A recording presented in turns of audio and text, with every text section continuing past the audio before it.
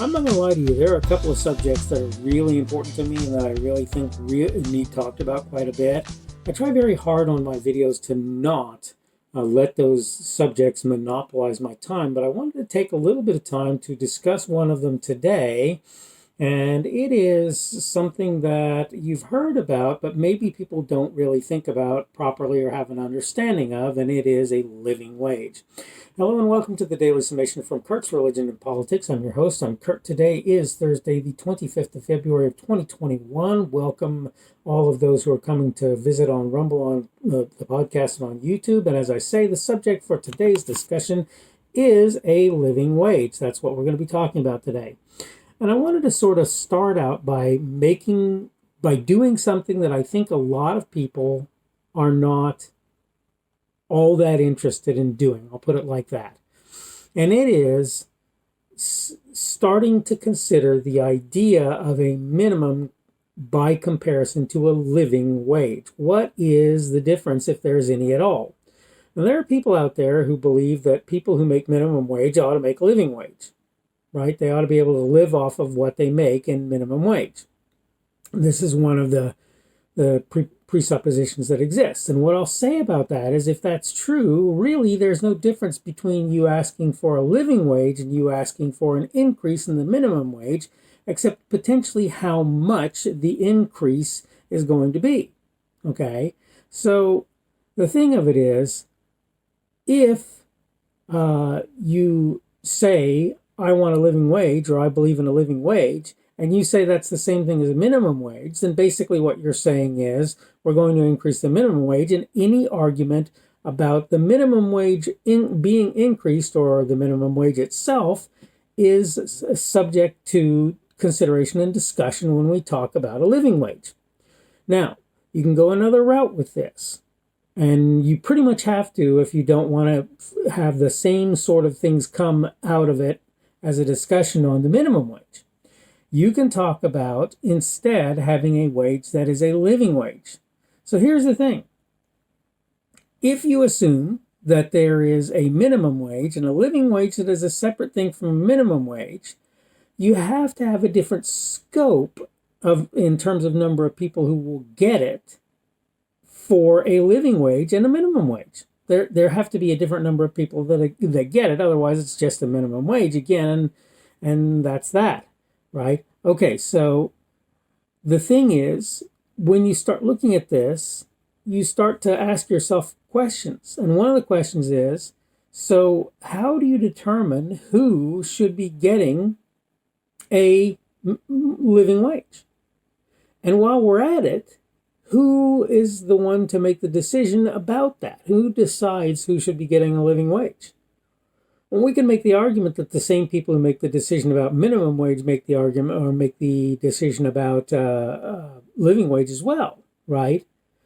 But that's, you really have to set some sort of standard that says these people ought to get the minimum wage. And I'm pretty sure if you do that, there are going to be a bunch of minimum wage earners who are going to be up in arms as a result of the fact that you've said these people get minimum wage and those people get living wage. I'm pretty sure that that's going to happen. And here's the thing. Let's just say that what you do is say, okay, in this job and this job and this type of job and that type of job, these people should be getting a living wage. Let's just say you do that, okay? If you do that for enough people, you're still going to have issues with potential inflation in the wage.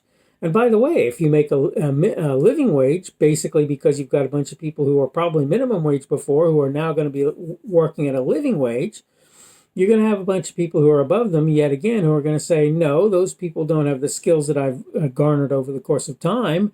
And so for you to give them the same kind of pay that I'm getting is unreasonable, right? So you're going to have all of these potential problems with inflation and so forth, right? Doesn't take a genius to figure any of this out, right?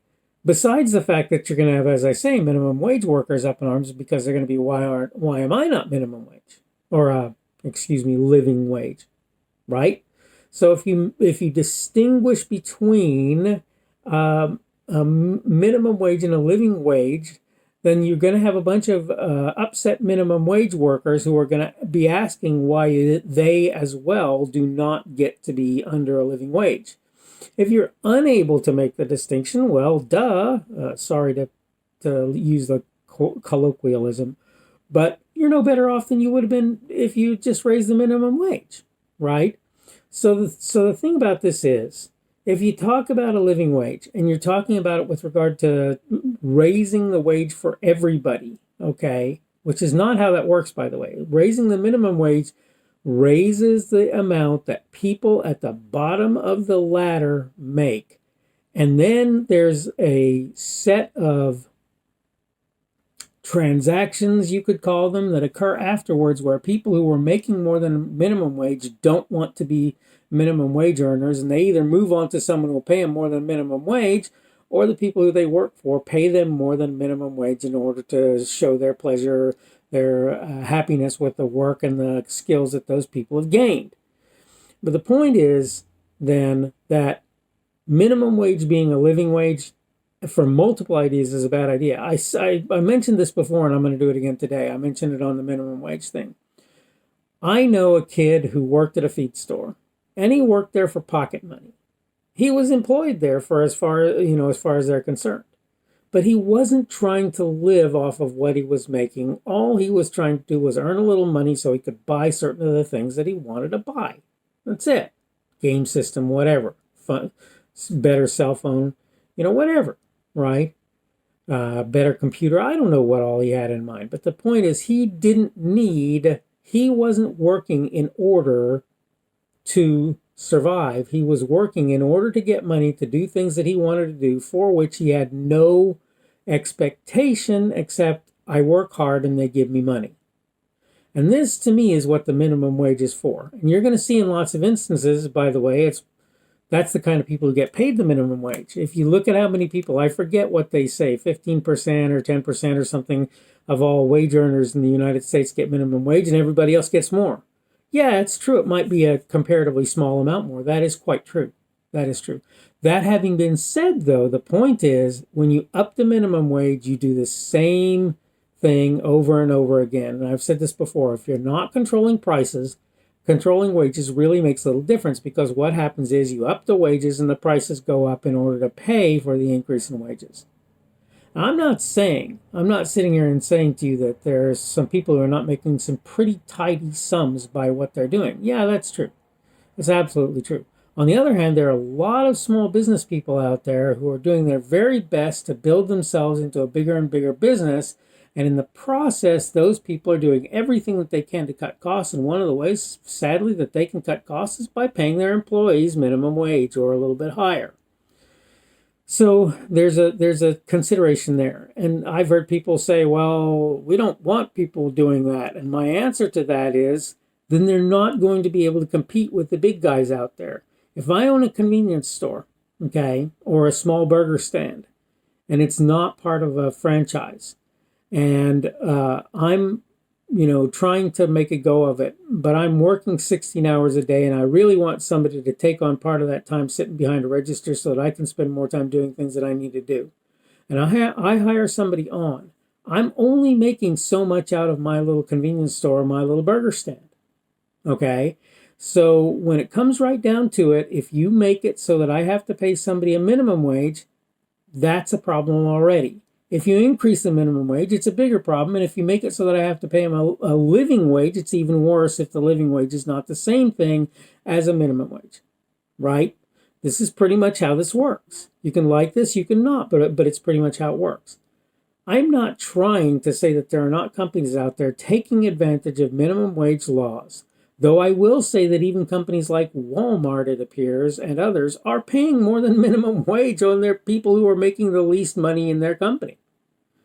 All right, I'm about out of time, so I'm going to go ahead and call this quits. Again, this is a subject I could talk on for a good period of time, but I want to try and keep myself to that 10-minute window as much as I'm able. I hope you're having a good day today. It's starting to cool down a little bit here again, but I have a feeling before too long we'll be worrying about heat more than cool. And it's not terribly cold as it is, so I'm not really complaining about any of that either. Anyway, I hope you're having a good day. I'm going to try again on February the 26th. That's Friday, to get another daily summation out, and hopefully you'll be able to check in and see what I have to say then. Don't remember what the subject is off the top of my head. I'm going to try and remember to tell you what the subject of tomorrow's video is going to be. If I happen to have it in advance, sometimes I won't. All right. As I say, it's time for me to go ahead and wrap this up. So hopefully you're having a good day. Hopefully we'll see you again tomorrow. We're trucking towards the weekend in a major kind of way. I've been happy to be with you today, whether it's on Rumble, on the podcast, or on YouTube. Thank you for staying all the way through the video, and hopefully we will see you again tomorrow. The speaker on this edition of the Daily Summation is Kurt Schubert. This video is recorded on Thursday, the 25th of February of 2021. The Daily Summation is created for Kurt's Religion and Politics.